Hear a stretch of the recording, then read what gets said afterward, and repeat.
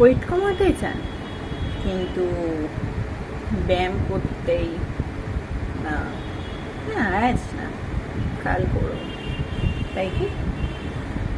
কিন্তু যখন আপনি ব্যায়াম বা যে কোনো কাজ বলুন, আপনি আজ না, পরে করব, কালকে করে নেব, এই তো একটু বিজি, শরীর ভালো লাগছে না, এই কাজে পড়ে গেছি, তো এরকম করে যখন আপনি সেই কাজটাকে আপনি পরের জন্য রেখে দিচ্ছেন, সেই কাজটাতে আপনার আর সেটা আপনার পরের বাকেট লিস্টে জমা হয়ে যাচ্ছে।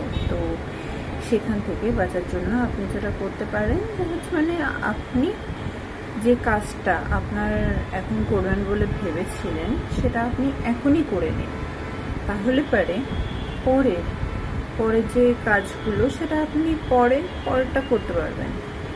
তো তাহলে আপনার উপরে আর কোনো প্রেশারও পড়লো না, এক্সট্রা কাজের চাপও এলো না যে আপনাকে সব একবারে তাড়াহুড়ো করে মেটাতে হবে।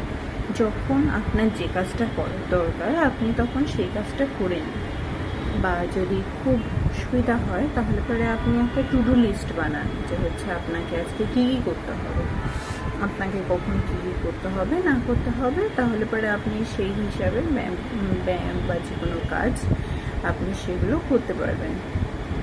ব্যায়ামের ক্ষেত্রে স্পেশালি যেটা হয় যে হচ্ছে মানে একটা অলস ভাব, যে আজ না থাক, কাল না থাক, পরশু, এরকম করে দিনের পর দিন যায়। কিন্তু আপনি যখন ছোট একটা স্টেপ প্রতিদিনের জন্য নেবেন তাহলে সেটা ছোট ছোট ছোট ছোট স্টেপ নিতে নিতে আপনার পুরো কাজটাই কমপ্লিট হয়ে যাবে।